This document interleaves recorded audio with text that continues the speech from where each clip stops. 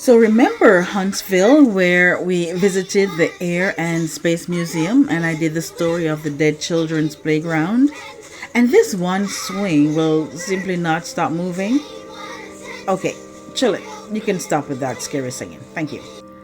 Anyway, at this same cemetery are some other strange stories.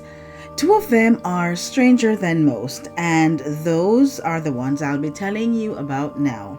A lot of people have sworn by the happenings that go on here, but that is for you to decide if they are telling the truth or this is just some urban tales. Welcome to Some Stories of Mine. I have not said that in a while, have I? But welcome to the channel where we travel around the country and overseas to bring you true stories that will shock, scare, and sometimes amaze you. We plan to go everywhere where there are good stories to tell. And of course, I will put my spin on it. Some of you like that, I'm told. Thanks, guys, for your wonderful comments. Anyway, newbies, if this is something that you think will entertain you, then click that subscribe button. And if this story here captures your interest even for a second, click that like button and share it with ones who you think will like it as well. I am your host, LT Bartek. Now for the stories. Mary Chambers made the year 1816 one of the happiest for her parents, for this was the year she was born, especially her father, Dr. Henry Chambers. His life was forever changed. He loved his daughter, world without end. Yeah, I'm that old with that statement. Anyway, at 19, pretty much an old maid at that time, she met and fell in love with the governor's son, William D. Bibb, whose father was Governor Thomas Bibb. Soon they were married, and she was now Mrs. Mary Chambers Bibb. But just days after the wedding, Mary fell seriously ill, so ill she was bedridden. The doctor was called and examined Mary. He saw that she was exhibiting strange symptoms. He decided to investigate further and question everyone that was close to Mary. One of the persons he questioned was her nanny.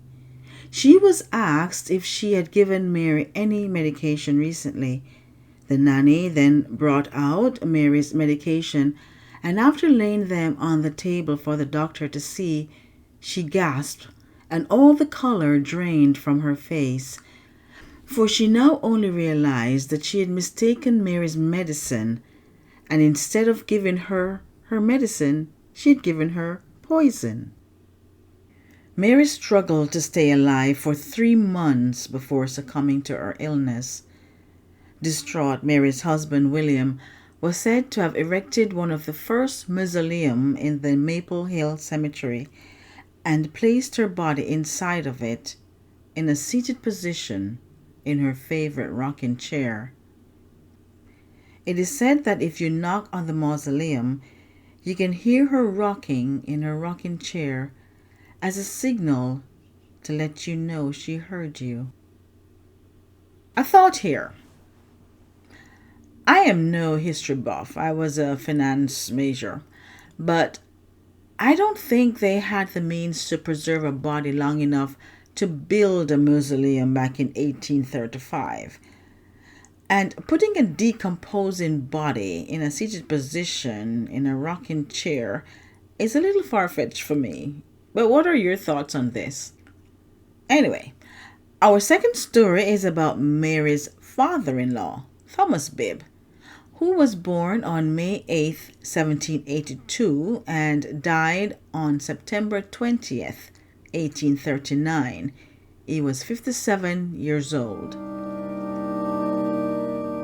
Governor Thomas Bibb was a state senator and the second governor of Alabama. Due to influence, charisma, and wealth, he acquired a massive plantation affectionately called Belmina. It is located in Limestone County.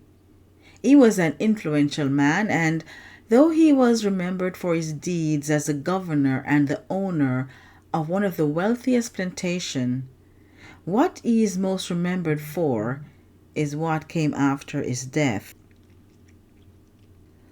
One of his most fervent wishes was, after his death, he wanted his body to be buried on his beloved plantation, and his wish was carried out. He was laid to rest in a plot at the back of the property, and all was well, until, for some reason, they exhumed his body and took it to the Maple Hill Cemetery. This angered the ghost of Thomas Bibb, and he wants to go back to his burial spot on his beloved plantation. So when the moon is full in the sky, and if you're brave enough to stand watch in the graveyard by Thomas's grave, you can see a spectral carriage driven by white horses coming to get Thomas. The ghost of Thomas will then float out of his grave and enter the carriage. The carriage will roam around the cemetery in the hopes of taking Thomas back to Belmina, his plantation. But this never happens, for he is trapped here forever. Well, that is that, folks.